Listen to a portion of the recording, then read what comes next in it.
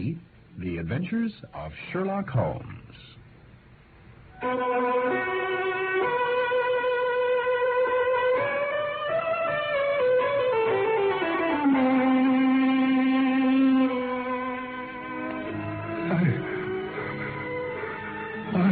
Father, what is it? I must tell you where the treasure is. It is hidden in... No! Keep him out! There at the window. What is it? That face! The sign of the four. I can still hear those words echoing in my memory, for in a sense they changed my life. My name is Watson, Dr. Watson, and I was privileged to share the adventures of Sherlock Holmes. I will tell you how we first came across the sign of the four. I can see it still. Our rooms in Baker Street and Sherlock Holmes, and in such detail you will be there yourself, if I may collect my thoughts for just a moment.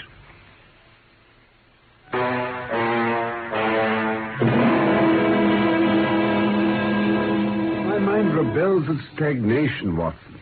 Give me the most abstruse cryptogram or the most intricate analysis, and I'm in my own proper atmosphere. But I abhor the dull routine of existence. That's why I've chosen my own particular profession. Or rather, created it, for I'm the only one in the world.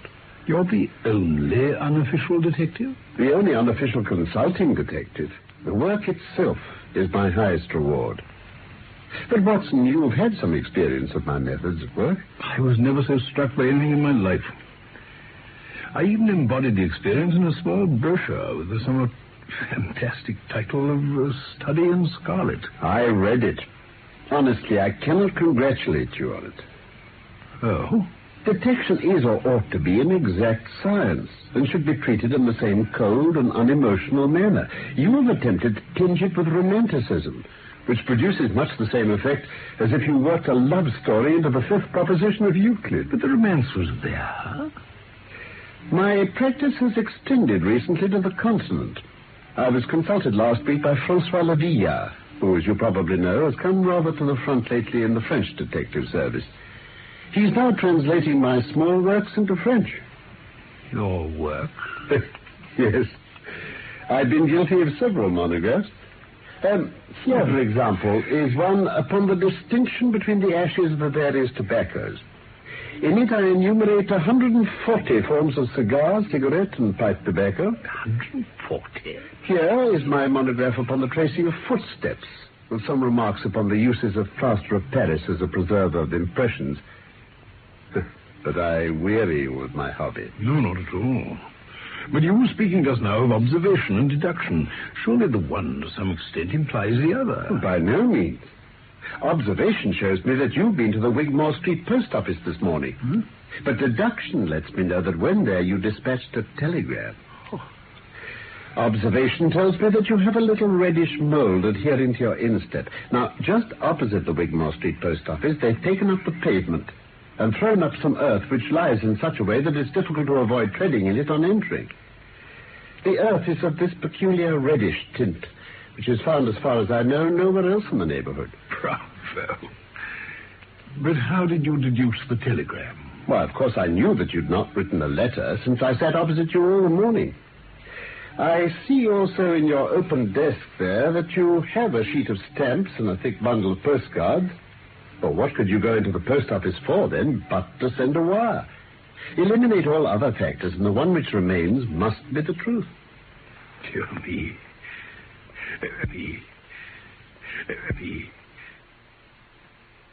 See, Watson, how the yellow fog swirls down the street and drifts across the dun-colored houses? What could be more hopelessly prosaic and material?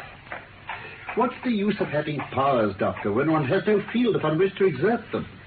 Crime is commonplace, existence is commonplace, and no qualities save those which are commonplace have any function upon earth. What is it, Mrs. Hudson? A young lady for Mr. Holmes, sir. I have no appointments. Here's her card, sir. Oh, Miss Mary Morstan. I have no recollection of the name. Oh, very well. Ask her to step in, Mrs. Hudson. Very good, sir.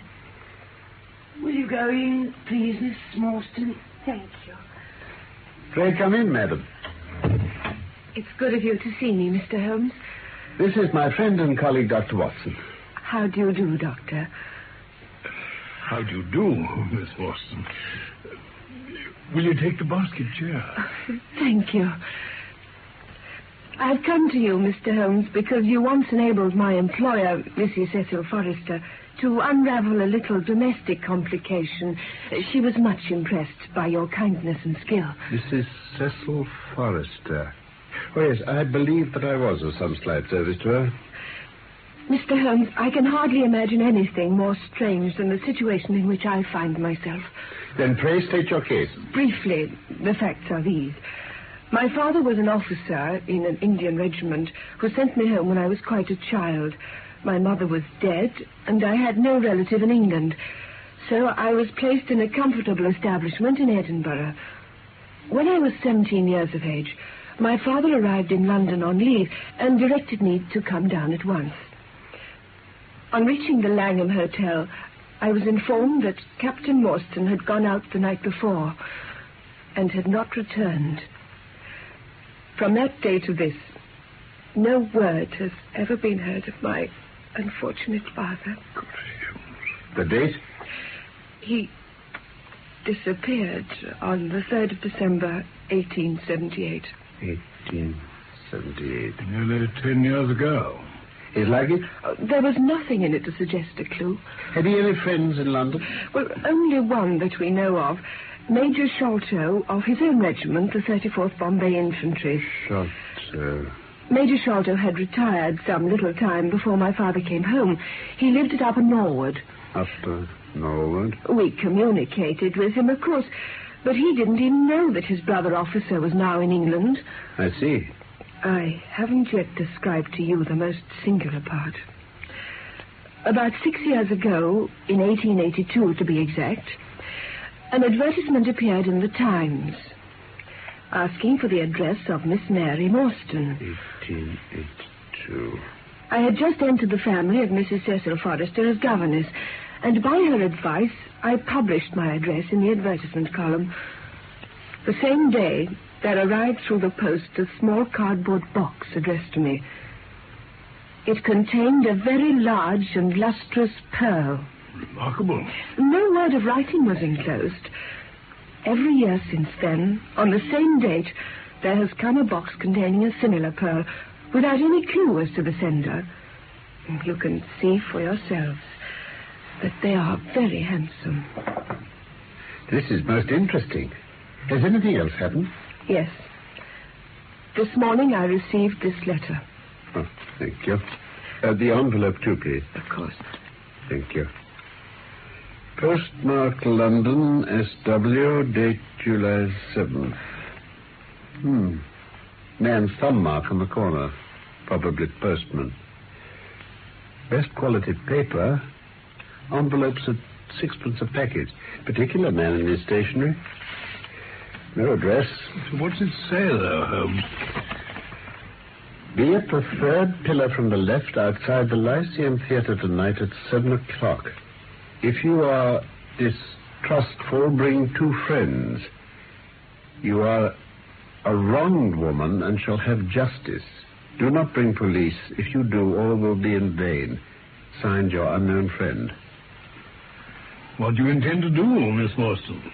That is exactly what I want to know, Mr. Holmes. We shall most certainly go. You and I and... Yes, Dr. Watson's the very man. We've worked together before. You're both very kind. If I'm here at 6, will it do? You must not be later. No. Oh, there is one point, however. Is this handwriting the same as that upon the pearl box addresses? I have them all here. You're certainly a model client.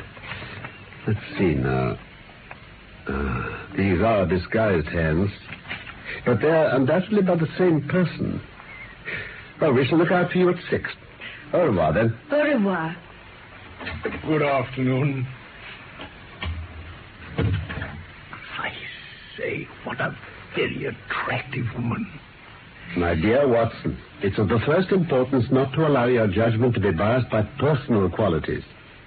I assure you that the most winning woman I ever knew was hanged for poisoning 3 little children for their insurance money. Yes, but in this case... I never make exceptions. An exception disproves the rule.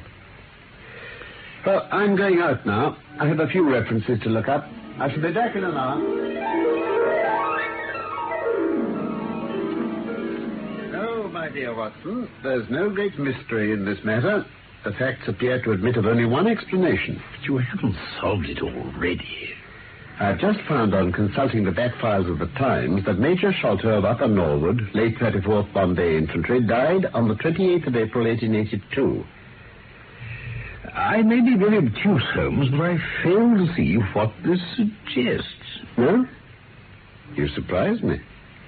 Captain Morstan disappears. His only acquaintance in London is Major Sholto. 4 years later, Sholto dies. Within a week of his death, Captain Morstan's daughter receives a valuable present, which is repeated from year to year, and now culminates in a letter which describes her as a wronged woman. Why should the presents begin immediately after Sholto's death, unless it is that Sholto's heir knows something of the mystery and desires to make compensation? Yes, but the letter speaks of giving her justice. What justice can she have? It's too much to suppose that her father is still alive. There are certainly difficulties. But our expedition of tonight will solve them all. I think that's a four-wheeler. Yes. And there's Miss Morstan inside. Are you all ready? I'm ready, Holmes.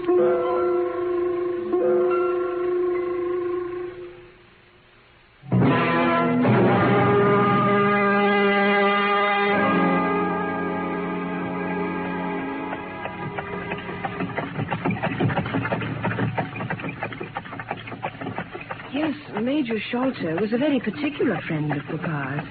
They were in command of the convict guard on the Andaman Islands. The Andamans, eh? By the way, Mr. Holmes, a curious paper was found in Papa's desk. I don't suppose it's of the slightest importance, but I thought you might care to see it. Oh, thank you. Seems to be a plan for part of a large building. At one point, here, you see, there's a small cross done in red ink. In the left-hand corner, there's a curious hieroglyphic like 4 crosses in a line with their arms touching. And beside that, there's written in very rough and coarse characters, the sign of the 4. Jonathan Small, Mohammed Singh, Abdullah Khan, Dost Akbar. Preserve it carefully, Miss Morstan. I shall. I suspect that this matter may turn out to be much deeper and more subtle than I at first supposed.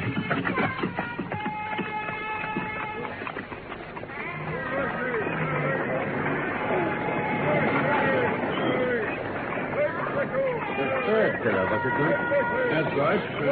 This one. And I fancy this is our man. Are you the party who have come with Miss Morstan? I am Miss Morstan, and these 2 gentlemen are my friends. I was to ask you to give me your word, miss, that neither of your companions is a policeman. I give you my word. Thank you, miss. If you'll follow me, the cab's over here.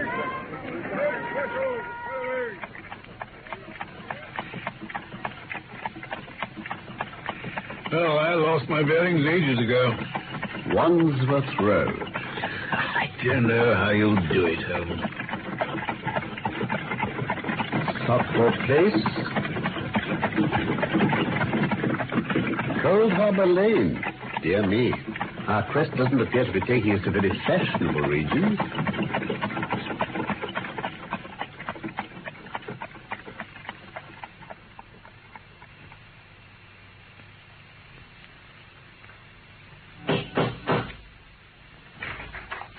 The staff awaits you. Show them his bit, Kitmuga. Show them straight into me. You are coming this way, please.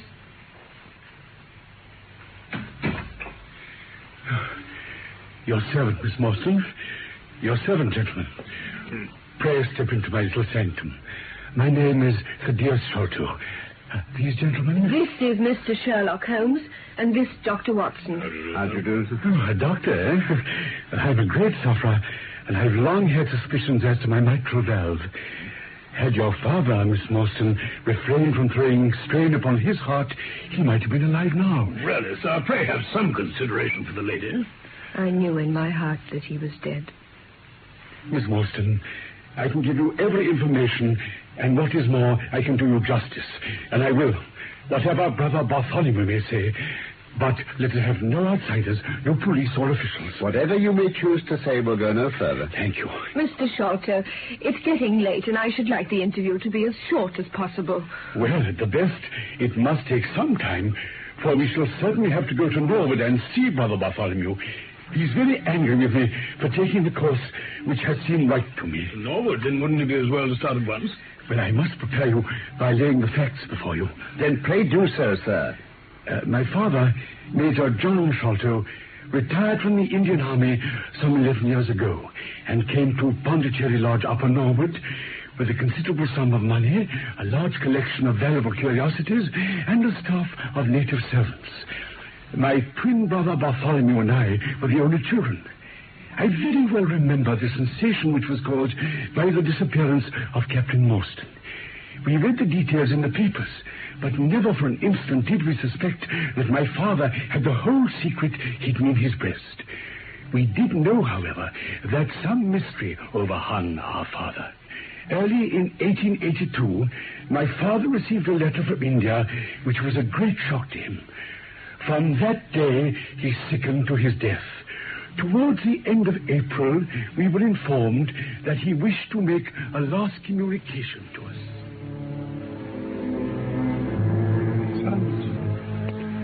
The only one thing which weighs upon my mind at this supreme moment is my treatment of poor Morstan's orphan, Mary. At least half of the treasure should have been hers. You, my sons, will give her a fair share of the Algra treasure. Father. When we were in India, Morstan and I, through a remarkable chain of circumstances, came into possession of a considerable treasure. I brought it over to England, and on the night of Morstan's arrival, he came straight here to claim his share. We had a difference of opinion. Morstan sprang out of his chair, and then he suddenly pressed his hand to his side and fell backwards. I found, to my horror, that he was dead. Good God. I was still stooping over him when I saw my servant, Belchowder, in the doorway. "Do not fear, Saab," he said. "No one need know that you have killed him." "I did not kill him," said I. Belchowder shook his head and smiled. "I heard you quarreling, Saab," said he. And I heard enough to decide me. If my own servant couldn't believe my innocence, how could I hope to make it good before 12 foolish tradesmen? In the jury box. And then? Well, Belchowder and I disposed of the body that night. And within a few days, the London newspapers were full of the mysterious disappearance of Captain Morstan.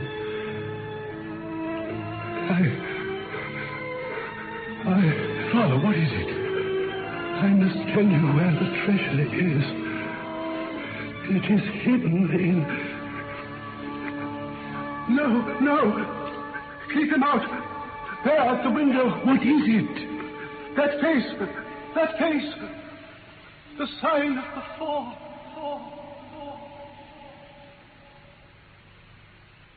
Can you describe the face of the window, Mr. Sholto? Bearded, hairy, with cruel eyes, and an expression of concentrated evil. When we returned from the window, we found that my father's pulse had ceased to beat. In the morning, we found his window open, his cupboards and boxes rifled, and on his chest there was fixed a torn piece of paper with the words, "The sign of the four." Ah. Sign of the four. And the treasure? For weeks and months, my brother and I dug in every part of the garden. Oh, it was maddening to think that the hiding place was on my father's lips at the very moment he died. To this day, I have seen only one piece of it. That little chaplet over there. Yes? Yes, Doctor. Some of the pearls are missing from it. Well, after my father's death, I persuaded Bartholomew to let me find out Miss Morstan's address and send her a detached pearl at intervals, so that at least we might make part of the restitution my father had wished. That was a kindly thought, Mr. Sholto. Oh, not at all. We were your trustees. Well, that was the view I took of it, though Bartholomew could not altogether see it in that light. So I left Pondicherry Lodge. And may I ask now, Mr. Sholto, exactly why you brought us here this evening? Because yesterday I learned that the treasure had been discovered. Discovered? It only remains for us to drive to Norwood and demand that Brother Bartholomew give us our share. I explained my views to him last night, so we should be expected, if not very welcome. Mr. Sholto, you have done well. We had best put the matter through without delay. Very well, Mr. Holmes. A cab will be waiting outside. How did your brother find the treasure? Oh, Bartholomew was a clever fellow. He worked out the cubic space of the house. He found that the height of the building was 74 feet. But on adding together the heights of all the separate rooms and the spaces between, he could not bring the total to more than 70 feet. The 4 feet unaccounted for could only be at the top of the building. He knocked a hole in the ceiling of the highest room, and there, sure enough, the treasure chest stood in the center. He computes the value of the jewels at not less than £500,000 sterling. £500,000? Oh, no. Then Miss Morstan must be about the richest heiress in the country. I believe you're right, Watson. Well, let us be going. Perhaps we shall see for ourselves.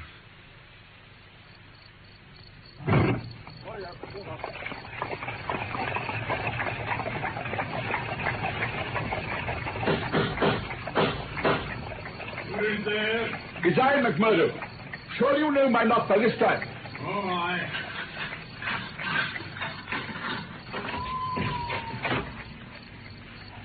That you, Mr. Thaddeus? But who are these others with you?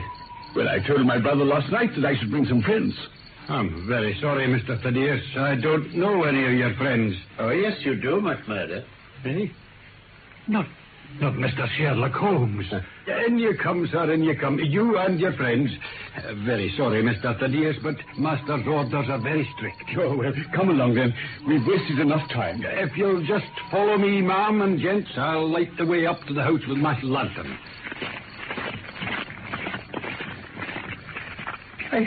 I can't understand it. I distinctly told Bartholomew that we should be here. And yet there's no light in his window. I see the glint of a light in that little window beside the door. Ah, that's the housekeeper's room. That is where old Mrs. Burnstone sits. What's that? What? I was sure I could... Yes, listen. Huh? It's a woman crying. You're right, by Jove. Oh, Mr. Holmes, something seems to be amiss. Oh, will you come into the house with me, please? Certainly.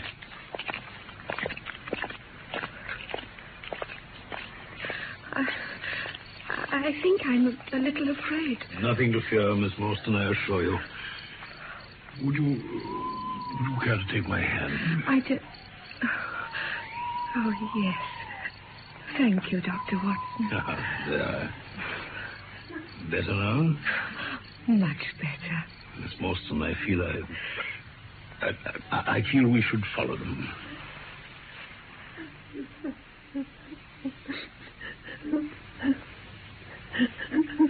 Oh, now, Mrs. Burnstone, what is the matter? Oh, Mr. Thaddeus, sir, there is something amiss with Mr. Bartholomew. My brother? He's locked himself in and won't answer me. All day I've wanted to hear from him, and so an hour ago I went up and peeked through the keyhole. You must go up quickly. You must go up and look for yourself. Oh, dear. Give me your lantern, McMurdo, and you stay here with Miss Morstan. Yes, sir. Mr. Sholto, Watson, come with me quickly. And there's his room, the first door on the left. How can we see into it if there's no light in there? Well, there's plenty of moonlight. Let's see. Good something damnable. You take a look, Watson. He's just sitting there with a horrible smile on his face. He looks inhuman. Oh, dear me. The door must come down. Right. Together, then. Again. Now, this time. Now we shall see. Oh, dear, oh, dear.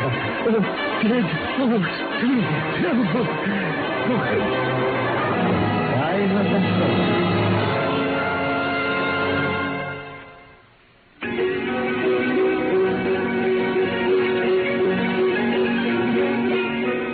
The Sign of the Four is one of the Sherlock Holmes stories by Sir Arthur Conan Doyle.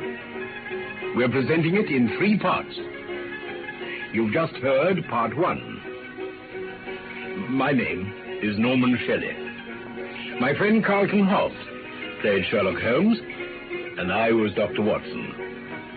Michael Hardwick wrote the script for this BBC production from London. Of course, I look forward to the pleasure of your company again very soon for part 2 of The Sign of the Four.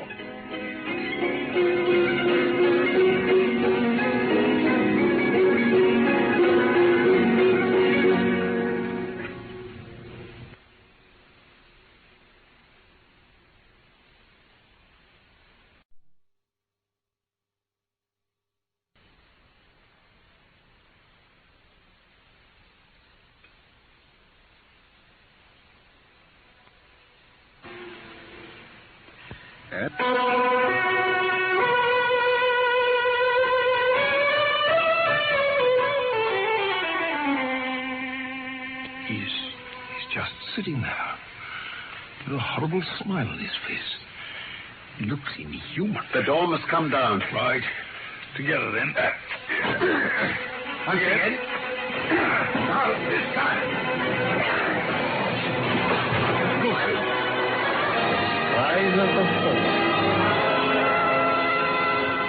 So, was the Sign of the Four again to be the sign of death?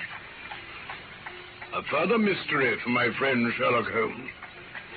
My name is Watson, Dr. Watson, and I was privileged to share the adventures of Sherlock Holmes. First, I will refresh your memory on the case so far, and then I will tell you what happened next in our investigation of the Sign of the Four.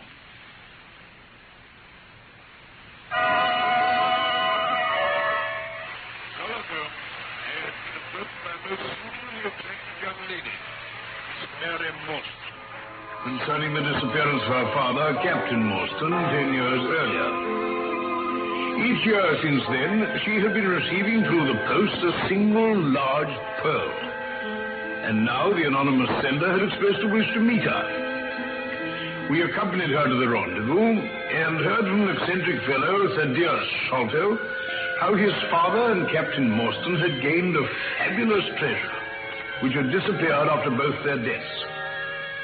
Now it had been rediscovered by his brother, Bartholomew Sholto, whom we were to visit to claim Miss Morstan's rightful share. Arriving at Bartholomew's house, we found him sitting in a chair, a horrible smile on his face, and quite dead.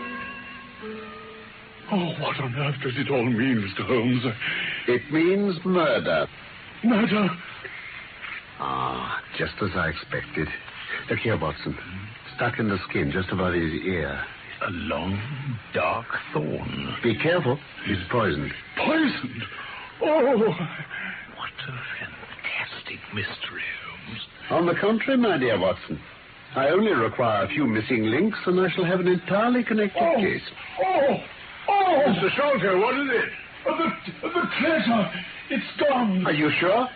Oh, there is the hole in the ceiling. We lowered it through. I helped him to do it. I left him here last night, and I heard him lock the door. The treasure was locked in this room with him. What time did you leave? It was 10 o'clock. Oh, dear me. Now the police will suspect me of having a hand in it. Take my advice, Mr. Sholto. Drive down to the police station and report the matter. The police station? Offer to assist them in every way. We shall wait here until you return. But please do as I say. It will be for the best. Oh, very well. I suppose you know best. Oh, dear, oh, dear. Now, Watson, we have a little while to ourselves. Let us make good use of it. Very well, Holmes. In the first place, let us consider how these folk came and how they went. Now, Sholto reckoned the door hasn't been opened since last night. Then how about the window? No, it's fastened on the inside. Solid framework. I'll just open it. No water pipe near. Roof quite out of reach. Yet a man mounted by the window. How do you know? Here is the print of a foot in the mold upon the sill. And here is a circular muddy mark. See here again on the floor. And here again by the table. But that's not a footmark. It's something much more valuable to us. These are the impressions of a wooden stump. A wooden-legged man. But there's been someone else here. Oh? Could you scale that wall yourself? Let's see. Whoa, certainly not. A good 60 feet from the ground and not a foothold all the way. But supposing you had a friend up here who lowered you that good stout rope which I see in the corner. Then, if you were an active man, you might swarm up wooden leg and all. Of course, you'd depart in the same fashion, and your ally would draw up the rope, shut the window, secure it from the inside, and depart in the way that he originally came. Yes, but look here, this accomplice, how did he get in? The door's locked, the window is inaccessible. Did he come down the chimney? The grate's much too small. Well, then, how? My dear Watson, how often have I said to you that when you have eliminated the impossible, whatever remains, however improbable, must be the truth. He didn't come through the door, the window, or the chimney. He couldn't have been concealed in the room, as there is no concealment possible. Then where did he come from? Through the hole in the roof. Of course he did. Now, if you will have the kindness to hold the lamp for me, we shall now extend our researches to the secret room above where the treasure was found. Can you manage to get up? I fancy I can just get up. On this rafter. Good. Now I'm coming up too. Take a minute. Yeah. Here you are, you see. Oh, there's a trap door leading out onto the roof. I fancy I can press it back. Yes. And the roof slopes at a gentle angle. This is how he got in, then. Now, let's see if we can find some other traces of this queer individual. It doesn't look as though this place has been entered for years. Founded dust. But even dust has its uses. Look at these footprints. As clear as we could wish. But these are the prints of a child's naked foot. Holmes, a child has done this horrid thing. Come along, Watson. There's nothing more to be learned here. If my memory hadn't failed me, I should have been able to forestall this. Now, where did I put my lens? Here it is. Oh, thank you. Yeah, we're certainly in luck. What is it now? Our naked-footed friend has had the misfortune to tread in this creosote that has leaked out of the carboy there in the corner. You can see the outline of the edge of his small foot here. What then? Why, we've got him, that's all. I know a dog that would follow that scent to the world's end. Hello, here come the accredited representatives of the law. Now, before they come, Watson, just put your hand here on this poor dead fellow's arm. Yes. And here, on his leg? Yes. What do you feel? The muscles are as hard as a board. Quite so. They're in a state of extreme contraction, far exceeding the usual rigor mortis. Coupled with this distortion of the face, what conclusion would it suggest to your mind? Oh, death from some powerful vegetable alkaloid, some strychnine-like substances which produce tetanus. As you saw, I discovered a thorn which had been driven or shot with no great force into the scalp. You observed that the part struck was that which would be turned towards the hole in the ceiling if the man were erect in his chair. Now then, examine this thorn. You go first, Mr. Sholto. It looks as though some gummy substance has dried on it. Quite so. But is that an English thorn? Oh, no. No, it certainly is not. Then with all these data, you should be able to draw some inference. But here, the regular, so the auxiliary forces may beat a retreat. Here's a pretty business. The house seems to be as full as a rabbit warren. Ah, Mr. Jones. You must recollect me. Indeed I do. It's Mr. Sherlock Holmes, the theorist. Remember you? I'll never forget the Bishopsgate jewel case. Ah. But what's all this? Bad business. Stern facts here. No room for theories. Lucky I happened to be out at Norwood on another case. What do you think the man died of? Oh, this is hardly a case for me to theorize. No. Still, we can't deny that you hit the nail on the head sometimes. Door locked, I understand. Jewels worth $500,000 missing. How was the window? Fastened. But there are footmarks on the sill. Well, if it was fastened, they could have had nothing to do with the matter. Oh, I see. Ah, I've got it. These flashes come upon me at times. Just step outside, Sergeant. Yes, sir. And you, please, Mr. Sholto. Oh, very well. I shall go mad. I'm sure I shall go mad. Inspector, this is my friend Dr. Watson. How do you know? He's assisting me. May he remain? Yes, I suppose so. Now, Mr. Holmes, Sholto was with his brother last night. The brother died in a fit, and Sholto walked off with the treasure. How's that? Upon which the dead man very considerately got up and locked the door on the inside. Yes, there's a flaw there. You're not in possession of all the facts here. This splinter of wood, which I have every reason to believe to be poisoned, was in the man's scalp, where you still see the mark. There, you see? Ah, yes. This card, inscribed the sign of the four, was on the table. How does all that fit into your theory? If this splinter's poisonous, Thaddeus may well have made murderous use of it. The card is some hocus-pocus, blind as like as not. I see. The only question is... Oh, there is a question, then. The question is, how did he get out? Ah, of course. Here's a hole in the roof. You see, facts are better than theories after all. There's a trap door communicating with the roof, and it's partly open. I opened it. You? Oh, well, no matter. It shows how our gentleman got away. Sergeant! Yes, sir? Ask Mr. Sholto to step this way. Yes, sir. This way, sir, if you please. Mr. Thaddeus Sholto? Yes? It's my duty to inform you that anything which you say may be used against you. I arrest you in the Queen's name as being concerned in the death of your brother. Oh, there now. Didn't I tell you what they would say? Don't trouble yourself, Mr. Sholto. I think I can engage to clear you of this charge. Oh, you can, Mr. Holmes. Don't promise too much, Mr. Theorist. You may find it a harder matter than you think. Not only will I clear him, Mr. Jones, but I'll make you a free present of the name and description of one of the two people who were in this room last night. His name, I have every reason to believe, is Jonathan Small. He's small and active, with his right leg off, and wearing a wooden stump which is worn away on the inner side.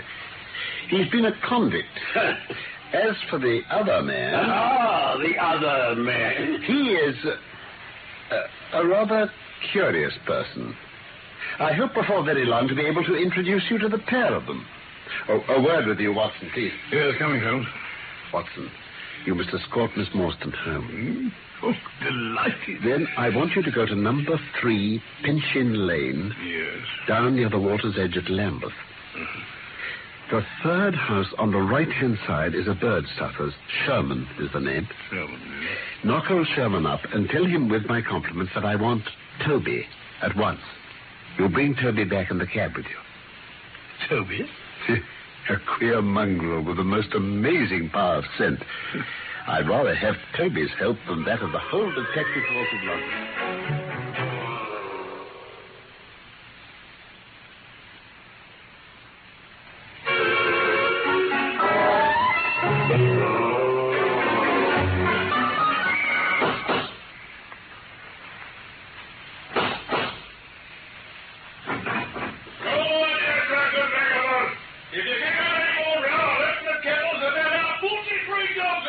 But I want a dog. I won't be arguing with you. Stand clear.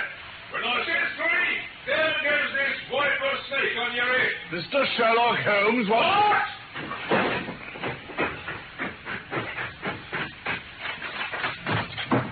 A friend of Mr. Sherlock is always welcome. Thank you. Step in, sir.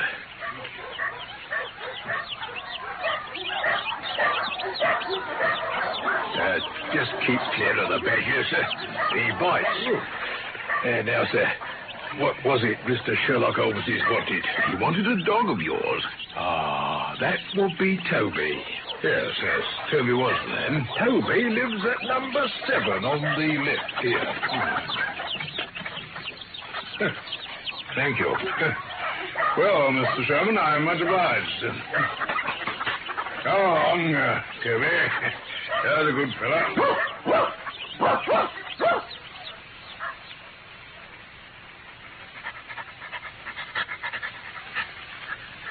Ah, you have him then, Watson. Leave the dog here and come up. Yes, I'd better tie him to this banister, I suppose. Oh, boy. Unprepossessing brute, isn't he? Ah, Toby and I understand one another. Oh, Sergeant, lend me your bullseye, please. Certainly, sir. Thank you. Now then, I must kick off my boots and socks. Watson. Yeah? Just carry them for me, will you, please? Where to, Holmes? I'm going to do a little climbing. Oh, yes, and I must dip my handkerchief into this creosote. There. That'll do. Now, come up through the hole in the ceiling with me for a moment.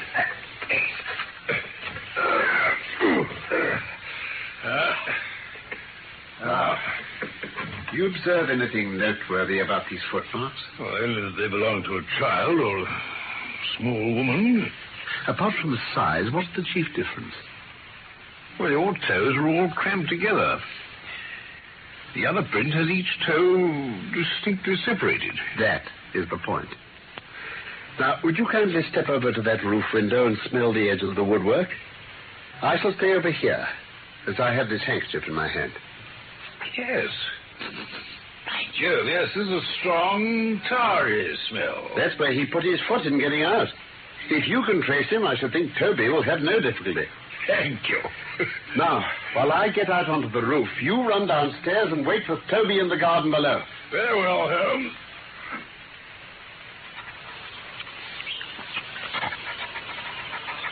That you, Watson? Yes, Holmes. Have you got the dog? Well, I let him loose. This water pipe feels pretty firm, so here goes. No, careful, Holmes. Oh, do be careful. Oh, well done. My boots and stockings, if you please. There you are. Thank you. It was easy to follow his course across the roof. No? Tiles were loosened the whole way, and... Oh, yes. In his hurry, he dropped this. Some sort of a pouch made out of beads. Anything inside? Ah, some more of those thorns. They're hellish things. Now, Watson, will your legs stand a 6-mile trudge? Certainly. Then here you are, doggy. Good old Toby. Smell it, Toby, smell it. What's that you're showing you, Holmes? A handkerchief with a creosote on it. And watch him go. What? Come on, Watson. He's going to set us a stiff pace.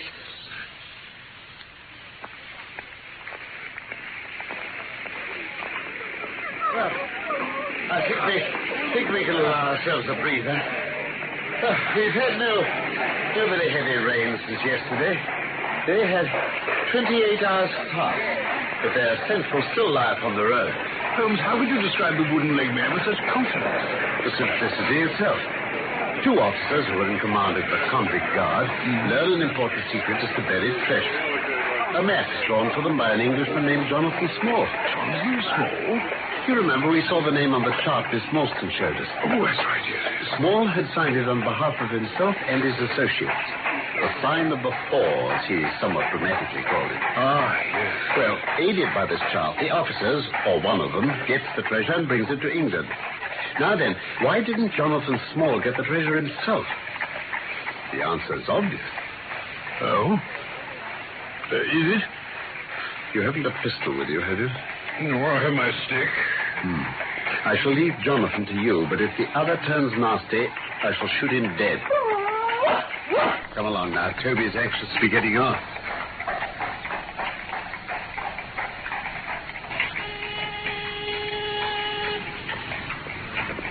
Well, he's baffled again. There's nothing but the river from here. Yes, but out of luck. They've taken to a boat. Stolen it? No.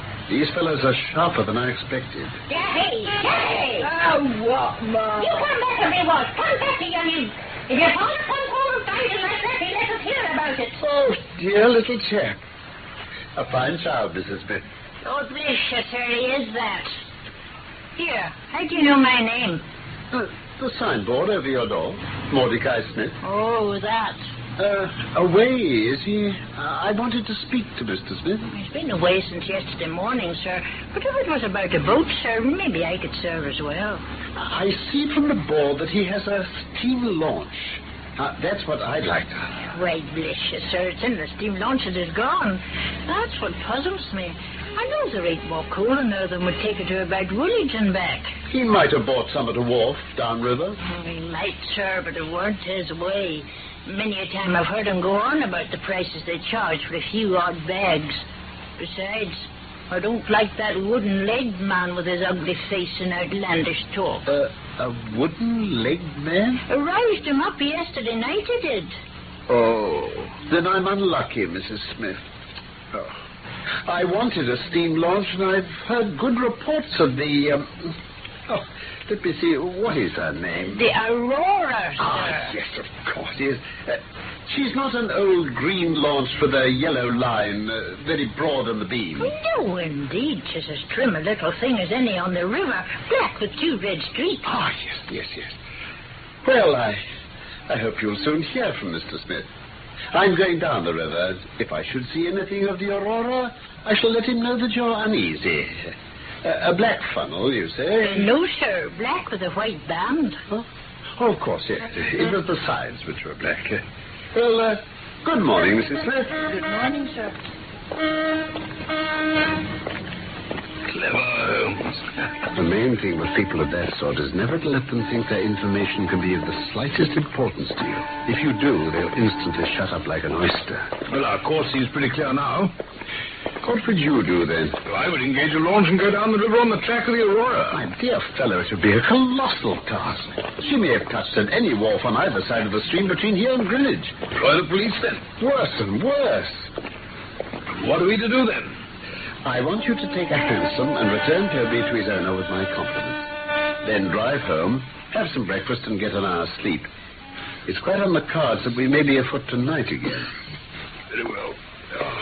I must send a wire. To whom? You remember the Baker Street irregulars whom I employed in our study in Scarlet Gate? Oh, those little ragamuffins. This is just where they might be invaluable. The wire will be to my dirty little Lieutenant Wiggins.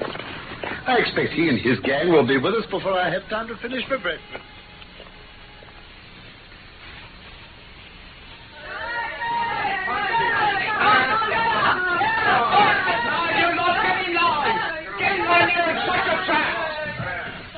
In future, they can report to you, Wiggins, and you to me. I cannot have the house invaded in this way. Horrible rabble, sir. Stay around, I'm warning you. However, it's just as well that you should all hear the instructions. Now then, I want to find the whereabouts of a steam launch called the Aurora. Black with 2 red streaks. Funnel, black with a white band. Owner, Mordecai Smith. She's downriver somewhere. Is that clear? Yes, Governor. The old scale of pay and a guinea to the boy who finds the boat. Oh, here's a day in advance. Now, off you go. Oh, thank you, Governor. Come on, you lot, all out. And quiet down that stairs there. Come on, all of you. Kick one. Horrible rabble, all right. If the launch is above water, they'll find her. In the meanwhile, we can do nothing. You going to bed, Holmes? No, I'm not tired.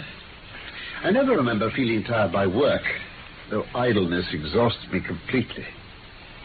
Now I'm going to think over this queer business to which our fair client has introduced us. Wooden-legged men are not so common, but I should think the other man must be absolutely unique. Oh, that other man again. Diminutive footmarks, toes never fettered by boots, naked feet, great agility, small poisoned darts. Now, what do you make of all this?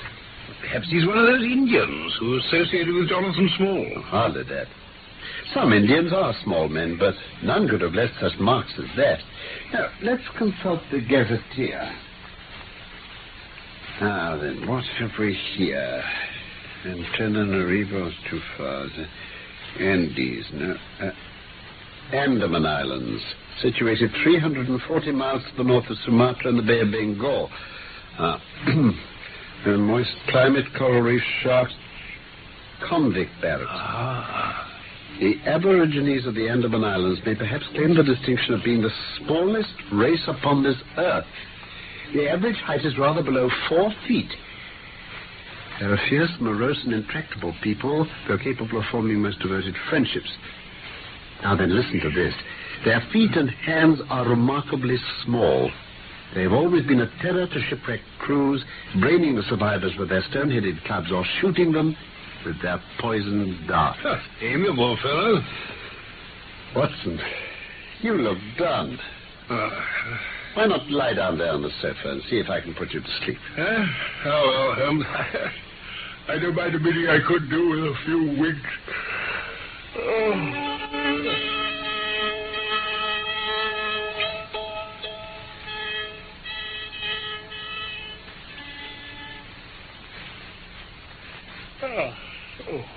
Oh, my dear Watson.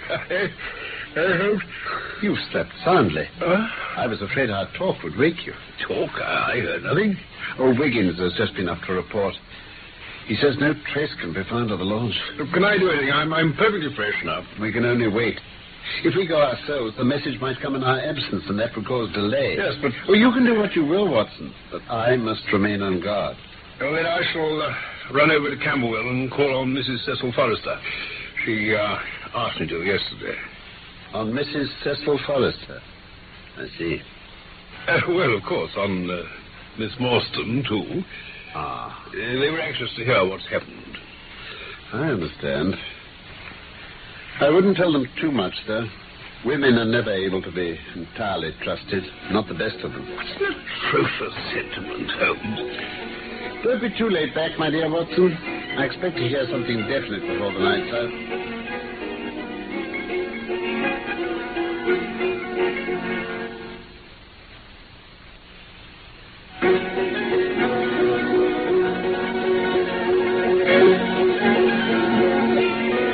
The Sign of the Four was one of the Sherlock Holmes stories by Sir Arthur Conan Doyle.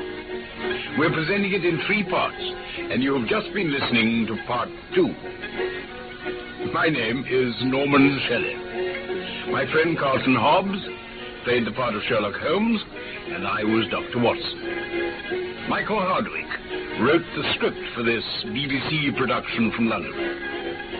And, of course, I look forward to the pleasure of your company again very soon for the 3rd and last part of The Sign of the Four.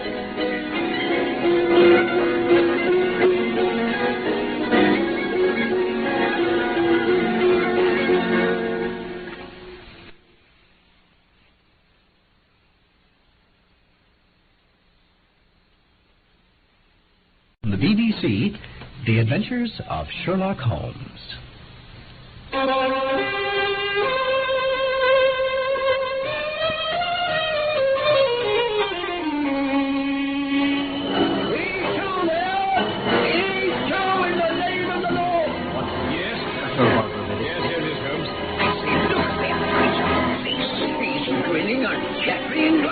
He ready to part. He raises his hand. I'm ready, Holmes.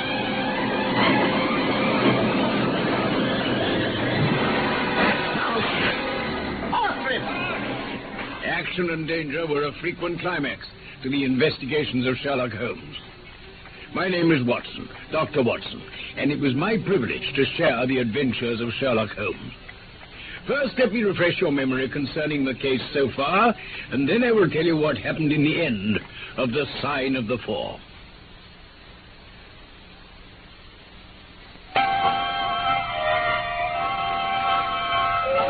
Sherlock Holmes and I were upon the track of Jonathan Small, the one-legged ex-convict responsible for the theft of the Agra treasure, which we were endeavoring to recover on behalf of our charming young client, Miss Mary Morstan. The scent had led us to the River Thames, upon which it seemed the thief and his mysterious accomplice were preparing to escape in the steam launch Aurora. After instructing his young Baker Street irregulars to find where this vessel at present lay, Holmes restlessly awaited the news that would lead to the resumption of the chase. Oh, here I am, Holmes. Anything happened? Nothing yet, Watson. You're just in time to take over watch, though. I say, what's the idea of the sailor outfit? I'm off down the river, Watson. I've been turning it over in my mind, and I can see only one way out of it. Well, surely I can come with you, then. No. You can be much more useful if you remain here as my representative. Some message may come early in the morning. I want you to open all notes and telegrams and act on your own judgment. Can I rely on you? Certainly. Well, get some sleep while you can. If we're in luck, you may have news of some sort before I get back. Oh, very well, Holmes. I should be going with you, but best luck to you. Here's your breakfast, Dr. Watson. Thank you, Mrs. Hudson. Oh, and Mr. Anthony Jones is here to see you, sir. Come in, Mr. Jones. Thank you, Mrs. Hudson. Thank you, sir. Good morning, Dr. Watson. Mr. Sherlock Holmes is out, I understand. Yes, he's been out all night, and I can't be sure when he'll be back.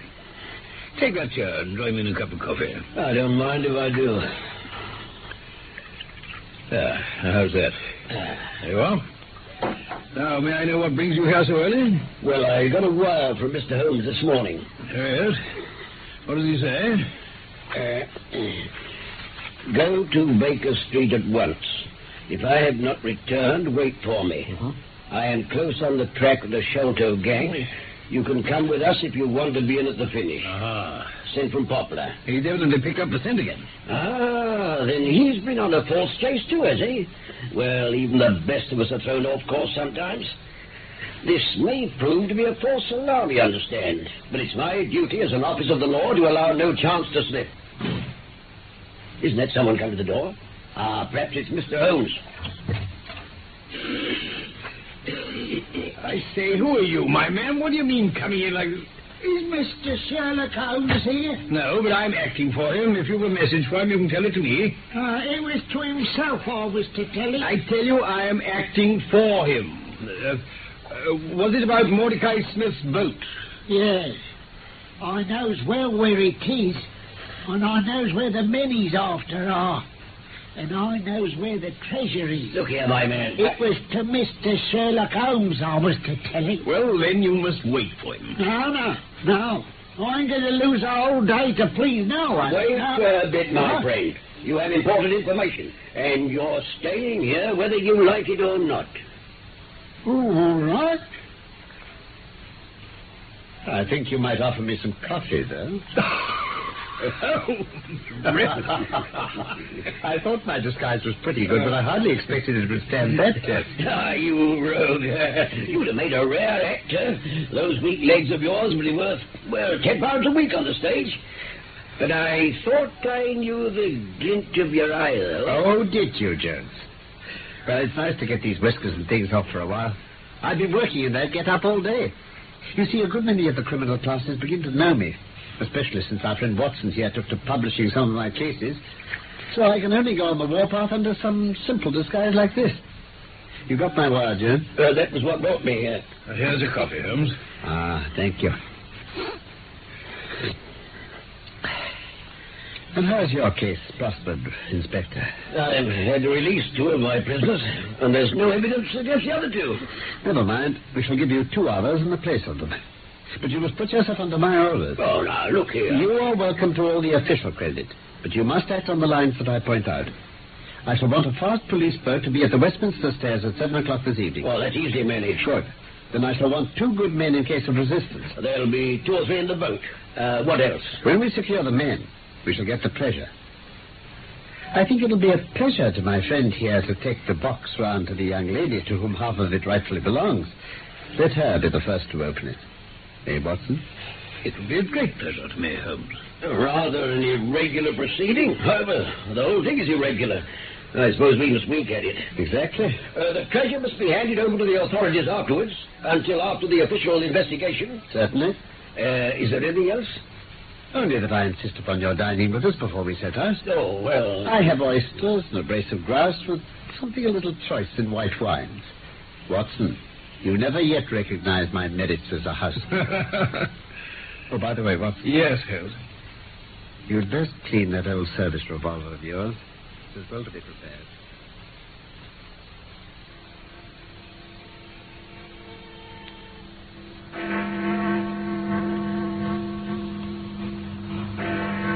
Tidy-looking craft. Is there anything to mark her as a police boat? Well, yes, that green lamp on the side. Then take it off. Oh, all right. You can tell them to cast off now. Right. Cast off. Yes, sir. Where to? To the tower. Tell them to stop opposite Jacobson's yard. Opposite Jacobson's yard. All right, sir.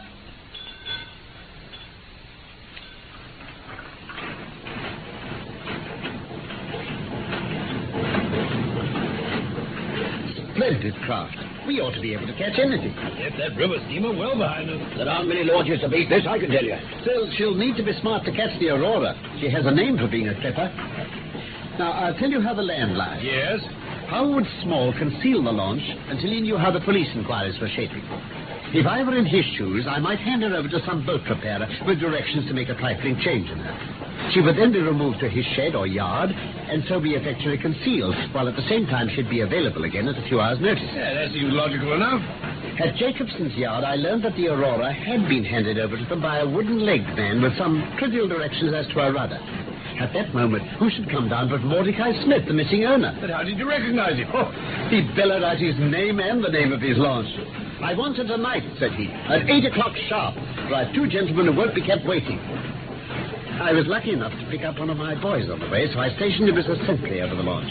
He used to stand at the water's edge and wave his handkerchief to us when they started. I should have had a body of police in Jacobson Yard and arrest them when they came down. Which would have been never. Eh? This man Small is a pretty shrewd fellow. If anything made him suspicious, he'd lie snug for another week. If you might have stuck to Mordecai Smith, Holmes, he would have led you to their hiding place. I think it's 100 to 1 against Smith knowing where they live. Why should he ask questions? Well, there's Jacobson's Yard anyway. Where those masts are standing up. Ah, yes, I see. Ah, yes. Yes, I can see my sentry through these night glasses. There's no sign of a handkerchief yet. Suppose we go downstream a short way and lie in wait for them. It's 10 to 1 that they'll go downstream, but we can't be certain. It'll be a clear night and plenty of moon. Now, we must stay where we are. Will you give instructions, please? Very well, as you say. Look, Watson. See how the folks swarm over yonder in the gaslight? Yes, they're coming from work in the yard. Dirty-looking rascal. But do I see a handkerchief? There, surely there is a white flutter over yonder. Yes, I can see it plainly. Yeah, and there's the Aurora, and going like the devil. Full speed ahead, engineers. Make after that launch for the yellow light. By heaven, I shall never forgive myself if she proves to have the heels of us. She's very fast, Miss Holmes. I doubt if we shall catch her. We must catch her. Keep it on, Snowford. Make her do all she can. If we find her good, we must have them.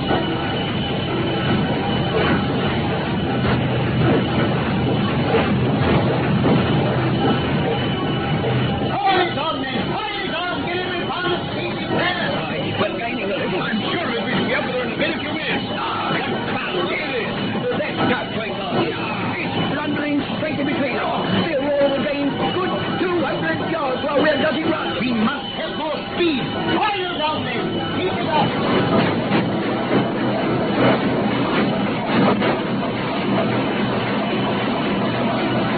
Catching up on them again, Holmes. I can see them plainly now, can't you? Yes, that old Smith's something cold for his dear life. Who's that in the stern? No, he's busy. He seems to be waving his arms about. Jove, I've had some sport in my time, but nothing of that Smith. What's that next little chap in the stern? Looks like a Newfoundland dog. I can tell. We're getting close to the Plumstead marshes. Now we're really gaining on them. Look, see! What? That chap standing up on the stern. A wooden leg. Oh, you're right, Holmes. That being next to him, he's a little black man. I've never seen anything like him. So give him a child. I will give him a hand. He's too there. He's too in the name of the Lord. Yes, Yes, Miss Holmes.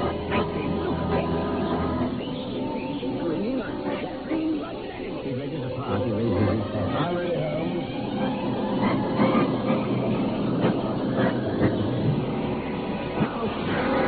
Brilliant. You've got him. Straight over to the river. He's gone. Straight down. He's a goner for sure. Keep out of the launch. Look, wooden leg pulling the tiller over. He's making for shore. You're running dry. Off him.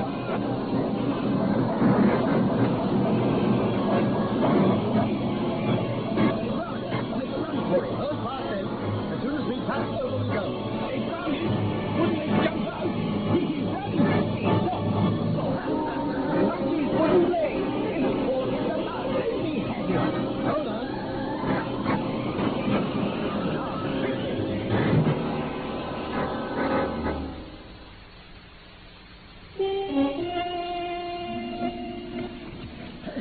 Mr. Jonathan Small, I fancy. Down this mud. I'll come quietly. Give me a hand.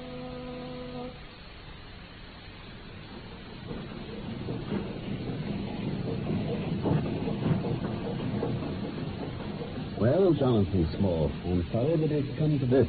And so am I, Mr. Holmes. But I don't believe I can swing for the job. I give you my word, I never raised a finger against Mr. Sholto. It was that little L.M. Tonga who shot one of his darts into him. You're under the charge of Inspector Ethelned Jones of Scotland Yard. He's going to bring you up to my rooms, and I shall ask you for a true account of the matter. If you make a clean breast of it, I may be of use to you. No, I shall never fear. I think I can prove that the poison acted so quickly that the man was dead before ever you reached the room. Not he was, sir. You seem to know as much as if he'd been there. Pity we didn't take that alive, but there was no choice. All's well that ends well. We'll be at Vauxhall Bridge presently. Dr. Watson. Yes, Inspector? I shall land you with the treasure box. It's most irregular, but an agreement's an agreement, and you shall take it round to the young lady yourself. You, where's the key? At the bottom of the river. We've had work enough already, told you. Well, Doctor, Miss Mawson might at least see her box. Bring it with you to Baker Street as soon as you can. Greatest of pleasure, Inspector.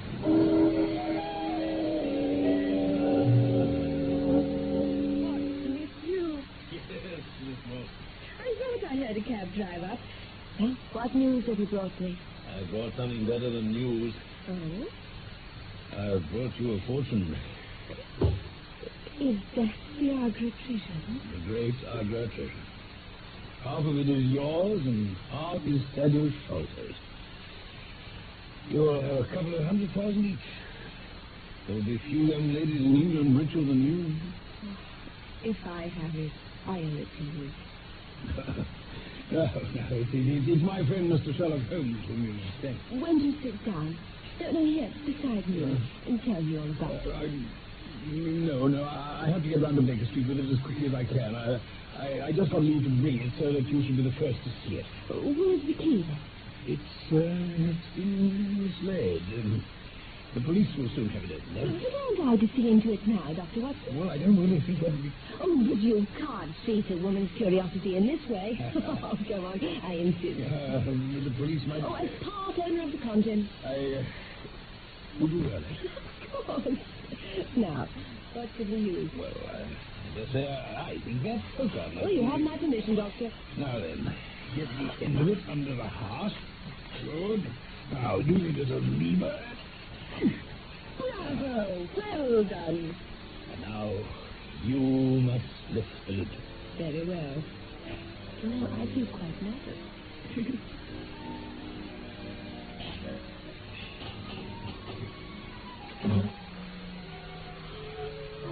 It's empty. Thank God. Why'd you say that? Because it puts you within my reach.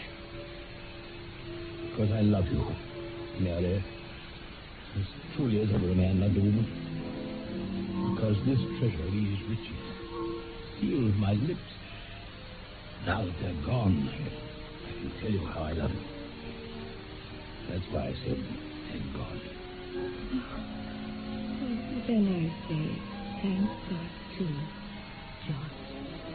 Whoever has lost the treasure this night, I know that I have gained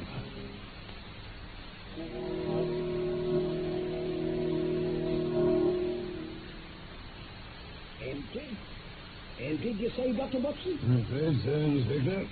This is your doing, Small. Yes. The only man is any right to it, says 3 men who are in the Andaman convict barracks from myself.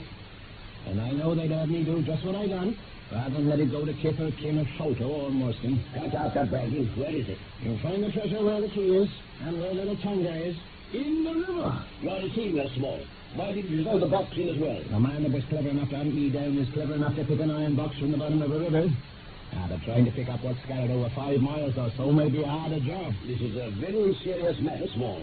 If you'd help justice instead of hindering us like this... Justice? Talk about justice. Look how I earned that treasure.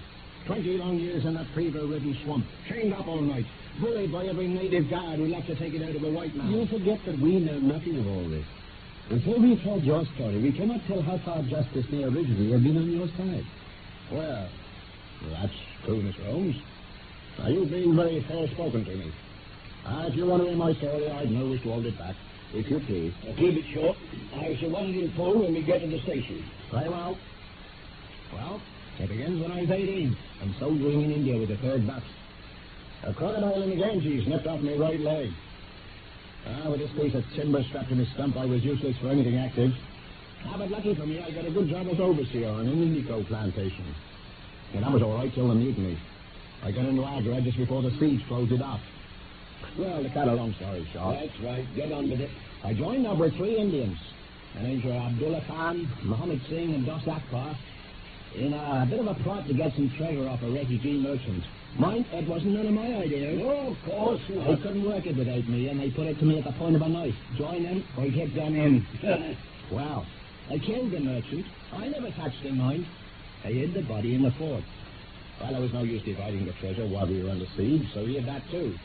I drew 4 plans of where it was, and we put the sign of the 4 of us at the bottom and swore that we should each always act for all. Leave out the fine sentiments. Well, the mutiny was broken, and we thought we were safe. But the merchant's body was found, and so now we were suspected. We were brought to trial. We all got penal servitude for life. Wasn't the treasure found then? Not a word of it came out at the trial. But there we were, shipped off to the Andamans to serve our time, and worth a fortune we couldn't touch. Well, after a few years, I was put to dispensing for the surgeon. They gave me a little hut next to his quarters. Now, some of the officers used to come and play cards with him in the evenings. There was Major Sholto and Captain Morstan and some others. Well, I used to overhear them talking, and it pretty soon struck me that Major Sholto was falling in for some pretty big losses. That was it. And one evening I heard him say, "It's all up, Morstan. I'm a ruined man." So when the captain had walked off to his quarters, I nipped out and asked the Major if I could have his advice. "What about?" says he. "Oh, well, sir," I said, "I happen to know where $500,000 in hidden treasure lies. And I thought if I told the proper authorities, it might get my sentence shortened for me." Get on with it. I could see him think it over like. Well, the upshot of it is that he comes back next day with Captain Morstan and a little, what you might call, unofficial proposition. Don't mean to say it, Mind, I didn't betray my friends. We held a little meeting, the 3 Indians and the 2 officers and me, and it was decided Major Sholto would go to Agra and recover the treasure. Then he'd send a small yacht provisioned for a voyage. The Indians and I would get away in it. Captain Morstan would apply for leave to go to Agra, and we'd all meet there for a final share out of the treasure. Say it this way, Small. If this is a yarn you're spinning, I've never heard the like of it before. What do you say, Mr. Holmes? I fancy we're hearing the truth. And you can guess what happened next. That villain Sholto went off to Agra, but he never came back. No yacht to fetch us, nothing. Well, what else did you expect? An officer's word, sir. 4 convicts could keep faith with each other, then you might have thought that... let's hear the rest of it. From that day I lived only to escape and track down Sholto. But it was weary years before my time came. One day, a little Andaman Islander was picked up in the woods, sick nearly to death with fever. He was venomous as a young snake. But as I nursed him round, he took quite a fancy to me. Was this Tonga? That's right, sir. He was a fine boatman, and he owned a big roomy canoe. He didn't need much talking into getting me away from that place. Now we got to Singapore.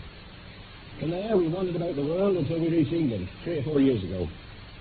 I earned our living showing Tonga off at fairs as a cannibal. He used to eat raw meat and do a war dance. He was staunch and true with little Tonga. Don't say enough about him. Get back to Sholto. It wasn't long before I found where he lived, but I was too late. We went to his place and looked through the window of his room. He was lying in bed with his sons at either side of him. Even as we watched him, he died. Well, I got into the room that night. I searched his papers, but there wasn't a line about where the treasure might be.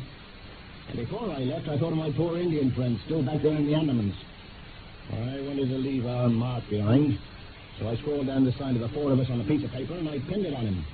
Oh, that explains that then, Holmes. Yeah.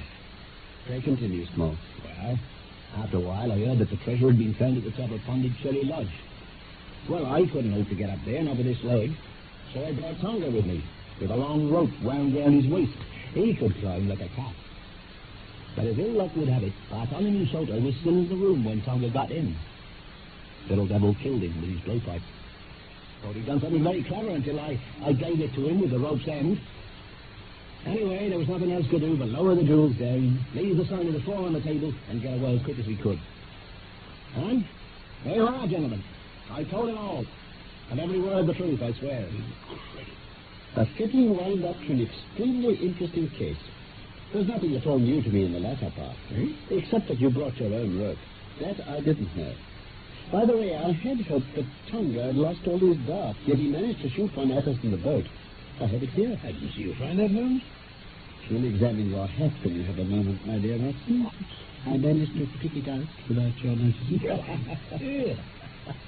Well, sir, he did lose them all, except the one he had in the blowpipe ready, you see. Ah, of course. Well, Mr. Holmes, you're a man to be humoured, but duty's duty. I feel more at ease when we have our storyteller here safe under lock and key. All right, I shan't make any trouble. Of course, you'll both be wanted at the trial. Good night, sir. Good night, gentlemen both. Good night.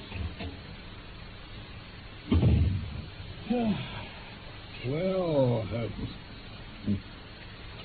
There's the end of our little drama. Thank you, Watson. Well, good help. And to you. I'm afraid it may be the last chance I shall have of studying your methods, Holmes. Oh? Why, sir? Miss Morstan has done me the honour to accept me as a prospective husband. I feared as much.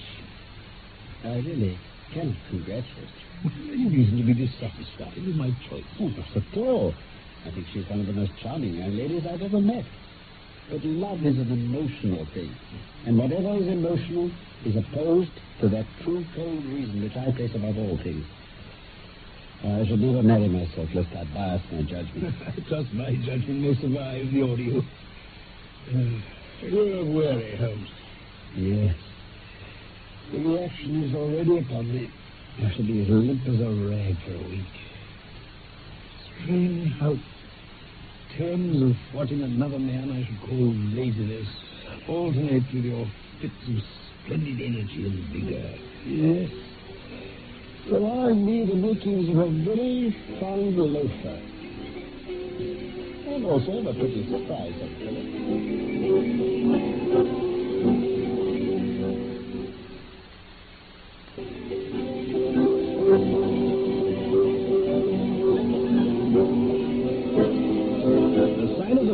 Is one of the stories of Sherlock Holmes, written by Sir Arthur Conan Doyle. And now you know how it ended. My name, my real name, is Norman Shelley. My friend, Carlton Hobbs, played Sherlock Holmes, and I was Dr. Watson. Wedding bells are ringing for me now, it seems. Michael Hardwick wrote the script for this BBC production from London. And need I say I look forward to the pleasure of your company again, and soon, for more of the adventures of Sherlock Holmes.